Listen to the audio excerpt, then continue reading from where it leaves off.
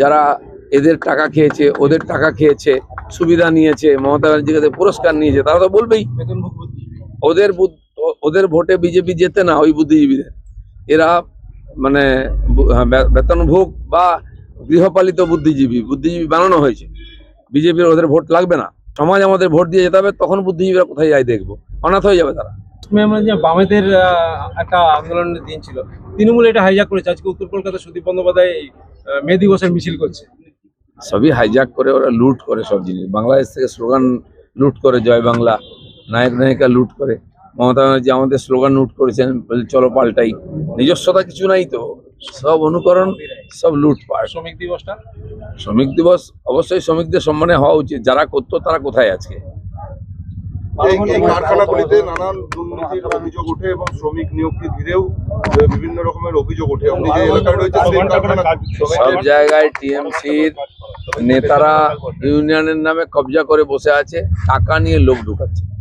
গত পোস্টপল ভায়োলেন্সের ভোটের পরে আমাদের বহু কর্মীকে তারা চাকরি থেকে জোর করে ছাঁটিয়ে দিয়েছে, চাপ দিয়ে কারখানার মালিককে। আর এই যে দুর্গাপুরে দেখছেন যত প্রমোটিং হচ্ছে, যত নতুন বাড়ি ঘর হচ্ছে, তার পিছনে কে আছে? আমাদের বা আপনি নিজে বাড়ি করতে যান, মাসের পর মাস আপনাকে প্ল্যান পাস করার জন্য ঘুরতে হবে। আর যত বড় বড় প্রজেক্ট হচ্ছে দেখুন, জমা দিচ্ছে 7 দিনের মধ্যে কাজ শুরু হয়ে যাচ্ছে, পারমিশন চলে আসছে। কে আছে এর পেছনে? বড় নেতা আছে, তাদের হাত আছে। এই যে প্রমোটিং রাইট চলছে দুর্গাপুরেতে, তার পিছনে বিরাট চক্র আছে, সবাই জানে। জায়গা জমি দখল হচ্ছে, পুকুর দখল হচ্ছে, আর রাতারাতি প্ল্যান পাস হয়ে বাড়ি হয়ে যাচ্ছে। রাস্তা নেই, ঘাট নেই, তার কোনো ঠিকঠাক নেই।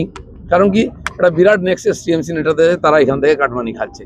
কেন সাধারণ মানুষের বাড়ি বা অন্য কোনো প্রজেক্ট আটকে দেওয়া হচ্ছে, ব্যবসায়িক প্রতিষ্ঠানে আটকে দেওয়া হচ্ছে, কিন্তু কিছু বিশেষ লোক যে প্রজেক্টগুলো করছে সেগুলো রাতারাতি পাস হয়ে যাচ্ছে। আজকে মে দিবসের দিন সব থেকে শ্রমিকদের যে বেতন পাওয়ার কথা 400 কত টাকা তাদের যে মূল্য, সেটা তারা পায় না। সেখান থেকেও কাটমানির ভাগ যায় নেতাদের পকেটে।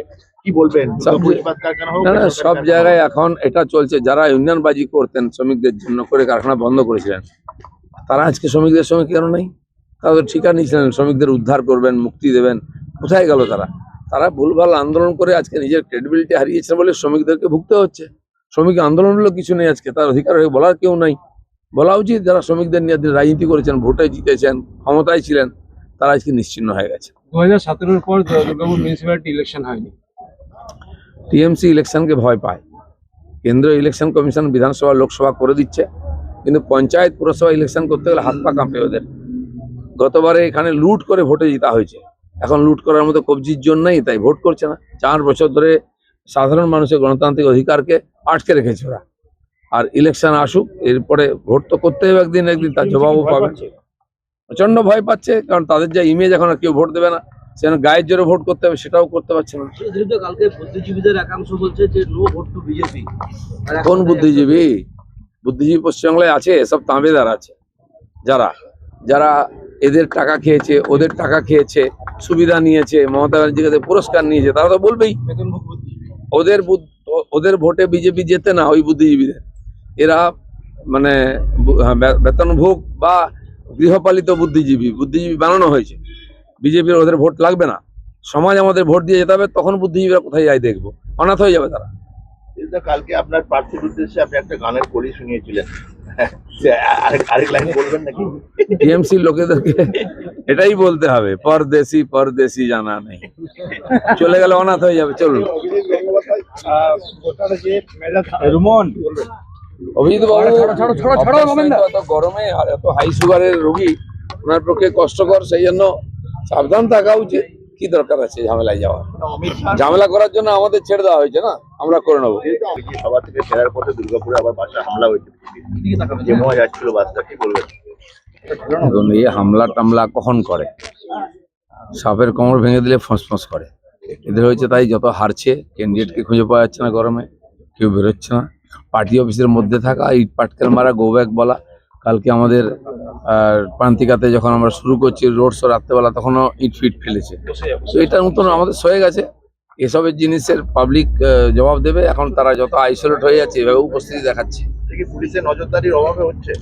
পুলিশই তো ওদের সঙ্গে থাকে। পুলিশের সামনে আমার কতবার গাড়ি ভেঙেছে, ঢিল মেরেছে। তো পুলিশের ভরসা তো আমরা করি না।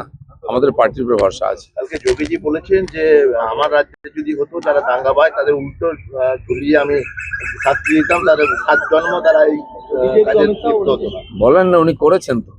আজ মাফিয়াগিরি আছে উত্তরপ্রদেশে, এত বড় রাজ্য, এর ডবলের বেশি লোক, 23 কোটি লোক, এখানে 10 কোটি লোককে সামলাতে পারছে না, কারণ পুরো গুন্ডাদেরই পার্টি হয়ে টিএমসি। গুন্ডা পুষে ওদেরকে রাজনীতি করতে হচ্ছে, ভোট জিততে হচ্ছে, তাদেরকে জেলে ঢাল ঢুকলে কি করে হবে? আজও কাল লোক উল্টো টাঙবেই।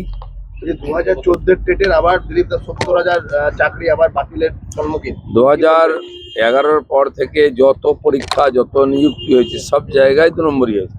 টাকা পয়সা না হয়েছে, অবৈধভাবে নিয়োগ হয়েছে, তার তো সমাধান হওয়া উচিত। বাকি যারা অন্যরা যাতে ক্ষতিগ্রস্ত না হন সেটা কোর্টে দেখা উচিত। খুন্তি ঝান্ডা নিয়ে মহিলাদেরকে রুখে দাঁড়াতে বলেছেন যে কেন্দ্রীয় বাহিনীর বিরুদ্ধে মুখ্যমন্ত্রী। এর আগে মমতা ব্যানার্জি বলেছিলেন, তার পরিণাম কি হয়েছিল কোচবিহারে ওটা উনি জানেন। চোর ডাকাত গুন্ডাদের রাস্তায় নামালে তার পরিণাম আপনাদের ভুগতে হবে। দাদাগিরি করে, গুন্ডাগিরি করে এখানে চলবে না। শাহজাহানকে ধরতে গেলে মহিলাদের কি আসবেন?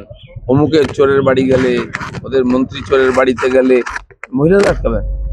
মহিলাদেরকে 5 টাকা থেকে 500 টাকা দিয়ে কিনে নিচ্ছেন নাকি? যা ইচ্ছা করবেন তাদেরকে পিঠা বানাবেন, আপনার নেতারা তাদের নিয়ে ভোগ করবে পার্টি অফিসে, তাদেরকে রৌদ্রে নামাবেন আপনি। এই করে বাংলায় রাজনীতি চলবে?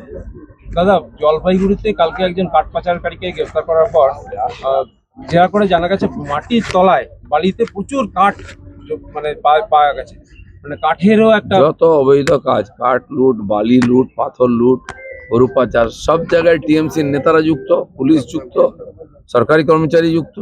মানুষ যখন এসব দেখে সহ্য করতে পারছে না, বিরোধিতা করতে আসে, তখন মানুষকে পেটানো হচ্ছে, কেস দেওয়া হচ্ছে। তো এই শেষের সময় চলে এসছে, এসব লুটপাট বন্ধ হবে এবার। দাদা, কোভিশিল্ড ভ্যাকসিন সেটা নিয়ে বিরোধীরা হরতাল করছে যে এটার জন্য ব্রেন স্ট্রোক বা সেরিব্রাল হচ্ছে, এটা নিয়ে বিরাট বাহবা। তাদের কাছে কি প্রমাণ আছে? ব্রেন স্ট্রোক হচ্ছে, ভাবা হচ্ছে। যেই দেশে কোভিশিল্ড ইউজ করেনি সেখানে অসুস্থ হচ্ছে মানুষ, তার কি হবে? কেন আন্দাজে বলে মোদির বিরোধিতা করার কোনো একটা রাস্তা দরকার আছে। এরাই লাইন দাঁড়িয়ে তখন কোভিশিল্ড নিয়েছিল বাঁচার জন্য, চুরি করে নিয়ে গেছে ভ্যাকসিন, আমাদের লোকেরা দেয়নি, জোর করে ওরা লিস্ট বানিয়ে জোর করে রাস্তা আটকে, যেমন ভোটের সময় ভোট দেয় সেরকম ভাবে ভ্যাকসিন নিয়েছে, এখন ভয় পেয়ে গেছে। দাদা আজকে ফার্স্ট টিএমসি এই গানটা গাইবে কারদারকে বলে, পরদেশি পরদেশি জানা নেই। আর এখানকার লোক বলবে, অতিথি তুমি কব যাওগে, অতিথি কব যাওগে। অতিথি আর রুদ্রে বেরোচ্ছে না। তো টিএমসির ভাইদের বলছি, এদের পাল্লায় পড়ে উল্টা পাল্টা করো না। সুদ জমা হচ্ছে, আসল সুদ আমি উসুল করবো, আমি দিলীপ ঘোষ।